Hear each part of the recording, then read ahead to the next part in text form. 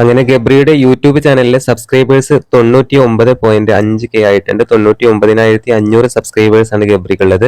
വെറും 21 വീഡിയോസ് മാത്രമേ ഗബ്രി പങ്കുവെച്ചിട്ടുള്ളൂ. ഏകദേശം ഒരു 500 സബ്സ്ക്രൈബർ കൂടെ ആയിട്ടുണ്ടെങ്കിൽ 1 ലാഖ് സബ്സ്ക്രൈബറിലേക്ക് എത്തുന്നതാണ്. Play button അടിക്കുന്നതാണ്.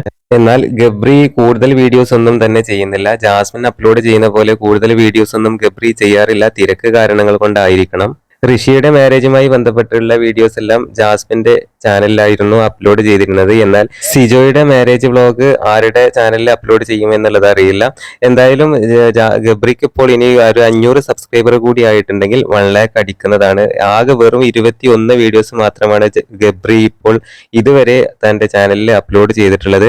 ബിഗ് ബോസിൽ നിന്നും ഇറങ്ങി കുറച്ച് നാളുകൾക്ക് ശേഷമാണ് ഗബ്രി തന്റെ ഈ പുതിയൊരു യൂട്യൂബ് ചാനൽ സ്റ്റാർട്ട് ചെയ്യുന്നത്. ജാസ്മിനുമൊത്തുള്ള ഒരു പാലക്കാട് വ്ലോഗിലാണ് സ്റ്റാർട്ട് ചെയ്തിട്ടുള്ളത്. എന്തായാലും പുതിയ അപ്ഡേറ്റുകൾക്ക് ചാനൽ സബ്സ്ക്രൈബ് ചെയ്യണേ.